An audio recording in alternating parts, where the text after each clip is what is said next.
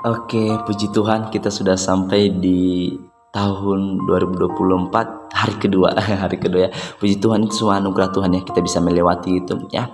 Teman-teman, juga saya akan sharing kepada kita tentang mengapa saya percaya. Yang kedua, mengapa saya percaya.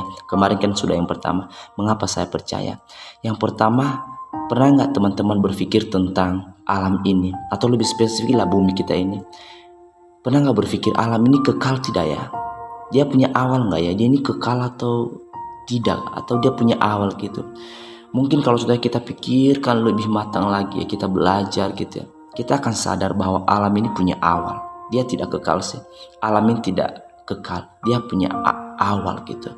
Mungkin ya kita punya banyak cara untuk membuktikannya itu, tapi salah satunya itu kita bisa dapat di dalam hukum fisika contohnya. Itu teman-teman yang belajar fisika gitu, hukum fisika namanya itu hukum entropi yang juga disebut sebagai hukum kedua dari termodinamika ya. Ini sebuah hukum yang menyatakan bahwa, ini simpelnya aja ya, menyatakan bahwa suatu sistem yang tersedia untuk melakukan usaha itu akan semakin berkurang gitu.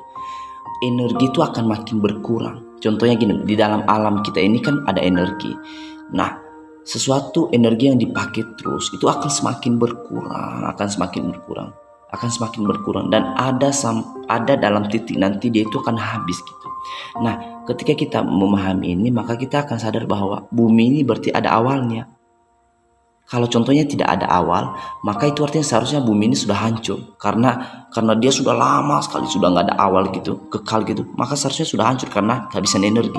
Tapi buktinya sampai sekarang energi masih ada gitu. Itu artinya bahwa bumi ini belum lama dan dia punya awal gitu.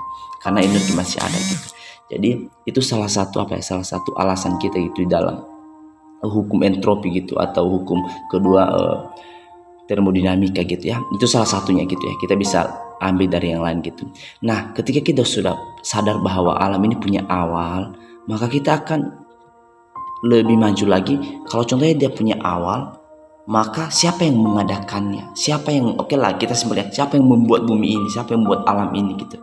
Masa sesuatu itu ada dari ketiadaan, tiba-tiba itu kan aneh ya. Sesuatu yang ada bisa dari ketiadaan itu mustahil ya. Sesuatu ada itu pasti ada yang mengadakannya gitu ya, pasti ada yang mengadakannya.